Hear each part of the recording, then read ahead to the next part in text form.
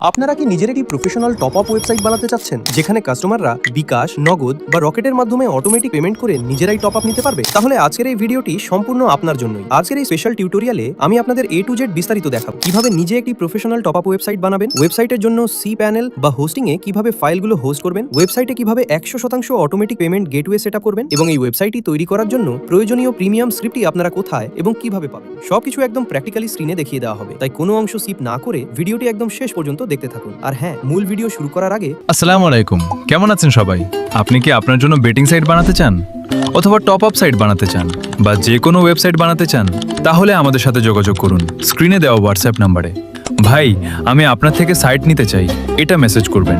এছাড়াও যদি আপনারা আমাদের থেকে সাইট নিতে চান তাহলে ডিসক্রিপশন বক্সে অথবা কমেন্ট বক্সে আমাদের হোয়াটসঅ্যাপ নাম্বার দেওয়া আছে। একটি ছোট রিকোয়েস্ট, আমাদের চ্যানেলে নতুন হয়ে থাকলে অবশ্যই চ্যানেলটি সাবস্ক্রাইব করে পাশে থাকা বেল আইকনটি ক্লিক করে দিন যাতে এমন সব ইম্পর্টেন্ট ভিডিও আপনি সবার আগে পেয়ে যান। ওয়েব হোস্টিং প্যানেল থেকে একটি নতুন ডেটাবেস ক্রিয়েট করে নেবেন। ডাটাবেস তৈরি করা একদমই সহজ। আমি স্ক্রিনে ঠিক যেভাবে দেখাচ্ছি আপনারা জাস্ট সেভাবেই স্টেপগুলো ফলো করুন। তবে কাজের ফাঁকে আমি একটা বিষয় খেয়াল করলাম, আপনারা অনেকেই ভিডিও দেখছেন কিন্তু চ্যানেলটি এখনো সাবস্ক্রাইব করেননি। বিষয়টা সত্যিই একটু খারাপ লাগলো। তাই সবার কাছে রিকোয়েস্ট থাকবে ভিডিওতে একটি লাইক দিয়ে এই মুহূর্তেই চ্যানেলটি সাবস্ক্রাইব করে দিন। আমি জানি আমার বলার সাথে সাথেই আপনারা করে দিবেন।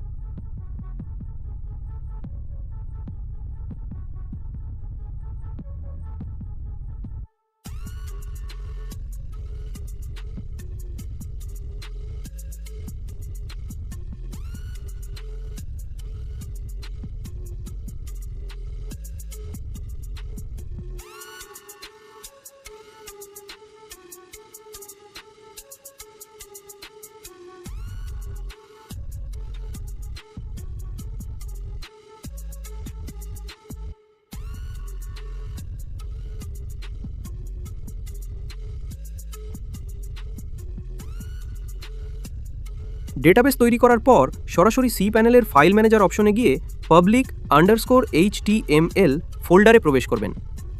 আমি যে মূল জিপ ফাইলটি প্রোভাইড করব সেটি সেখানে আপলোড করে দিবেন।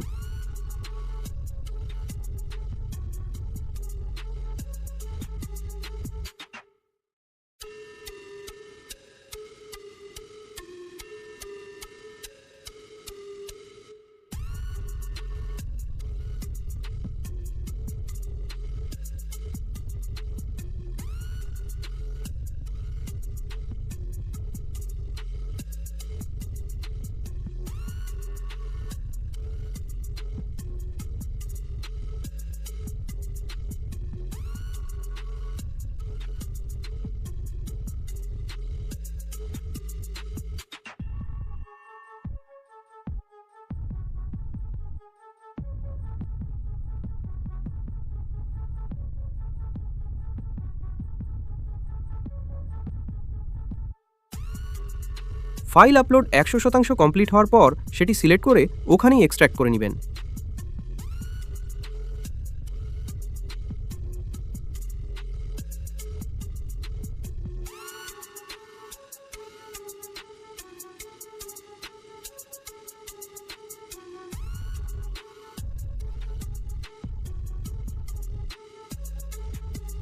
এক্সট্র্যাক্টের কাজটি সম্পন্ন হয়ে গেলে দেখবেন সেখানে কমন নামের একটি নতুন ফোল্ডার তৈরি হয়েছে।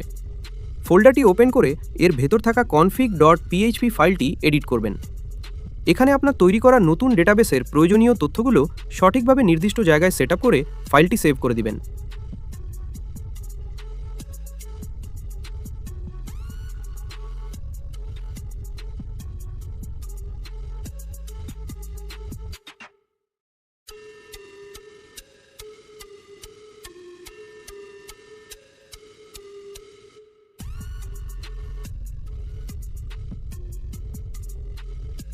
এরপর সি প্যানেলের মূল হোম পেজ থেকে phpMyAdmin-এ যাবেন।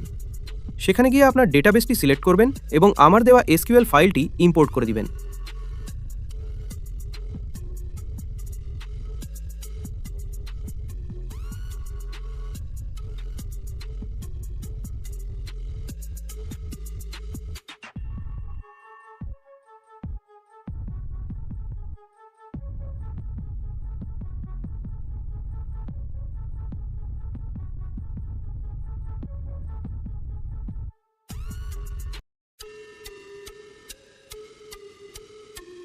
ব্যাস, ডেটাবেস কানেকশনের কাজ শেষ।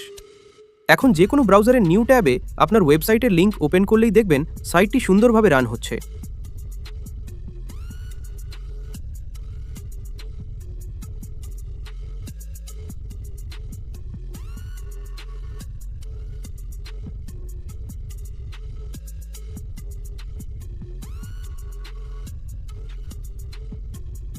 এই ওয়েবসাইটের অ্যাডমিন প্যানেল কাস্টমাইজেশন এবং অন্যান্য সেটিংস নিয়ে পার্ট 2 আসবে যদি আপনারা এই ভিডিওতে 400 লাইক পূরণ করে দেন। 400 লাইক টার্গেট পূরণ হওয়ার সাথে সাথেই পার্ট 2 দেওয়া হবে। তাই পার্ট 2 চাইলে এখনই ভিডিওতে একটি লাইক করে দিন এবং কমেন্ট করে জানান। দেখা হচ্ছে পরবর্তী ভিডিওতে। সবাই ভালো থাকবেন, সুস্থ থাকবেন। আল্লাহ হাফেজ।